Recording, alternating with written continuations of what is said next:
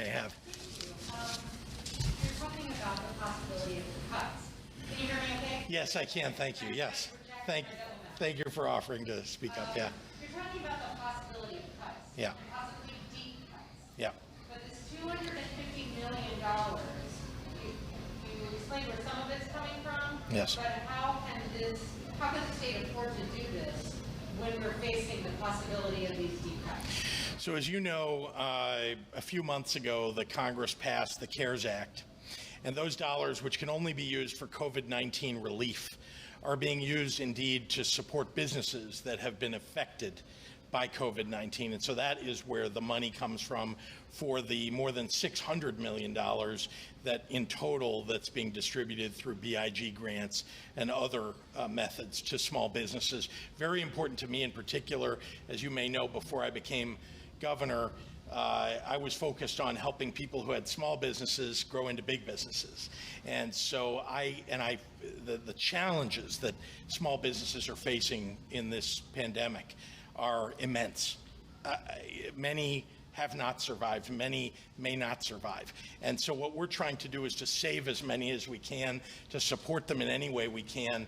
We hope that the federal government will continue to do more, but we're doing what we can here in the state of Illinois. Could you clarify on the cuts? Sure. Are you ordering cuts as of today, or are you predicting there may be cuts? So they are, each of our cabinet members are identifying 5% cuts across all the agencies that they control.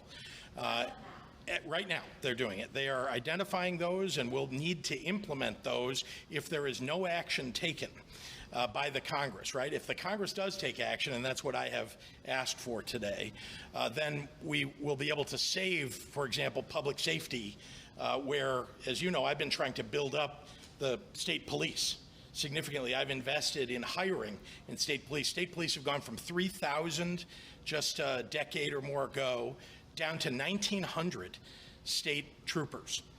We need to build that back up again. We need more public safety at the state level. We need to be able to fill our labs to make sure that we have the forensics backlog taken care of, all the other things. It's just one example of the kinds of things that will experience at least freezes, if not cuts, as a result of Police and fire. We're doing.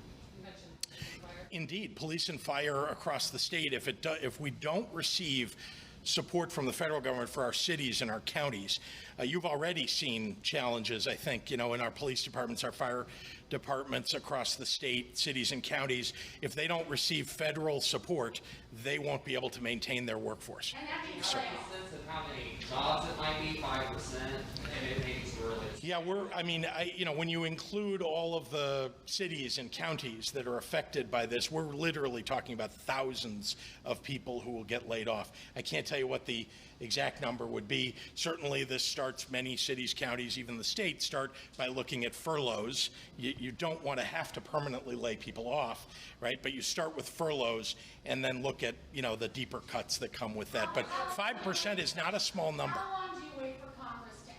Yeah, so they're only in session until sometime later this month, and then they're all going to take off for the elections. So obviously if we get to the end of September, then we're going to have to start, seriously looking at all these cuts and making sure that we're implementing the beginnings of what it will take. So the cuts would take place before the end of the year, or are you talking about next fiscal year? Well, this will be in this fiscal year. I can't tell you exactly when each cut will take place, but there's no doubt, as you know, to prepare for these kinds of cuts is something you need to start doing now. Then we need to see what the timing will be. Can we talk about what relief packages are being installed right now in the House financing bills? That's not true. That is not true. I'm sorry, Amy. That is not true. The truth is, and how much money do you want? Sure. There is, as you know, they put this skinny CARES Act bill, in the Senate up. It didn't have enough votes to avoid a filibuster because, frankly, it's not a robust enough bill. It does not take care of state and local funding. That is vitally important. States like Florida have more than $5 billion of a hole in their budget. Texas has said their hole is a historic deficit. And those are two Republican-controlled states. It's true all across the nation. This is a problem affecting everybody. It's clear that, that the president hasn't wanted to move forward on this for some reason. From my perspective, this would be good for him if he moved forward on a project. There are rallies popping up all over the suburbs about fall sports. Some thought you were going to announce today some kind of movement on fall sports. Will there be fall sports sooner than later? Well, let me start by saying, frankly, that I wish we didn't have this pandemic keeping us back from, frankly, from our small businesses being highly successful as they have been in the state, holding people back from getting their jobs back if they'd been laid off. The pandemic has had an enormous impact on everybody, not to mention the health and safety of people.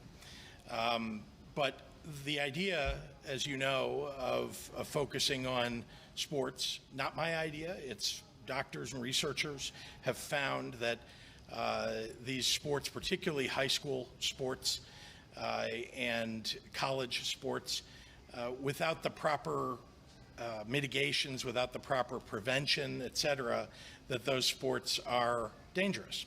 And just evidence of that has popped up more recently in our state, down in Wayne County. I think you may know that the baseball team at the community college at Frontier, unfortunately there was an outbreak. It spread significantly. Most of the team now is tested positive. There are many dozens of people who are now quarantined as a result of their having tested positive, there having been an outbreak. This is not an unusual thing. You've seen it before in our state too. Look, I'm not willing to sacrifice people's lives or their health, neither the children nor their parents who would be affected also. And so we're being careful about it, but I am relying upon doctors and researchers to give us the information. This isn't a political decision. I know that there are people who would like me simply to make a political decision to allow people to endanger themselves. We're the only state in the Midwest not playing football right now. It's football. We are, Amy, well, I want to respond to your comment. But Amy, it's not I understand Amy, I got your question. I'm just pointing out to you, we have the lowest positivity rate in the Midwest, still too high. Look at the states that you're talking about. They all have very high positivity rates, double-digit positivity rates in most. And those are states, fine. If they've decided to endanger children and families in those states by allowing certain contact sports to take place, that's their decision. That's not something that's good for the families, the children of Illinois. Yes, sir. Sorry. There are signs of Save Mercy Hospital. Yes, Mercy. So let's talk about. Well, I can't answer every question, but let me try. Let me at least talk about Mercy for a moment. Thank you. It's all right. Look, let me also, I think, begin by pointing out that so much of our lives has been just uprooted. So many people's lives have been devastated by COVID-19. Healthcare is one aspect of that. It was my goal during the session in the spring, as you know, that was only a 4.5 day session with the legislature, that they would address hospital transformation, because that is ultimately what is going to save our hospitals. That hospital transformation legislation, which sits with the legislature now, was not acted upon in that short session. And instead, it's going to get brought up in the veto session in November, as I understand it, having spoken with the leaders. So I'm looking forward to that. That's hugely important for us to make sure that we're not only saving hospitals, but investing in the healthcare of the future and saving jobs in communities where we need healthcare the most. What's going to happen? Have you made any decision on postponing the lottery, especially when two companies last week filed that federal lawsuit? Yeah. They say that the process has been flawed and they plan on protesting even more. Sure.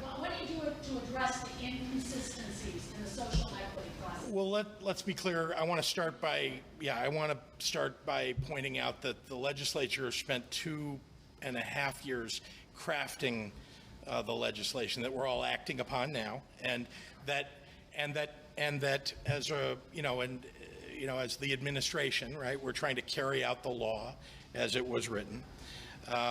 It's important to me, though, that we provide time to ensure that the process is fair and that we get not a fair and equitable result. So a lottery date has not been set. A lottery date has not been set, and we're going to take our time to make sure that we focus on fairness. Yeah, a lottery date has not been set, but it's, again, my focus is on fairness, making sure that we get equitable results. Look, I do want everybody to step back, and we talked about this at the last press conference, but I do want to just step back and remind everybody that there are a lot of features of this bill.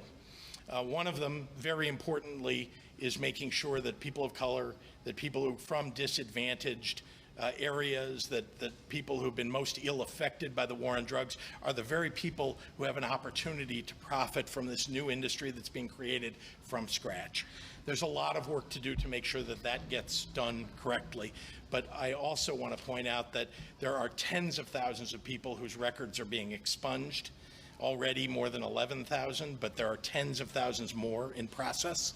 And that's a hugely important part of this bill. Another part of this bill is the R3 program, where dollars that come from the taxes that come from this new industry that's been created are going exactly back into the very communities that we're talking about, where we're also trying to help people benefit from the industry as equity owners. I'm reading it right, you're postponing the lottery for now. All I'm saying is we're making sure we take our time so that we get this right. That's all. Thank you.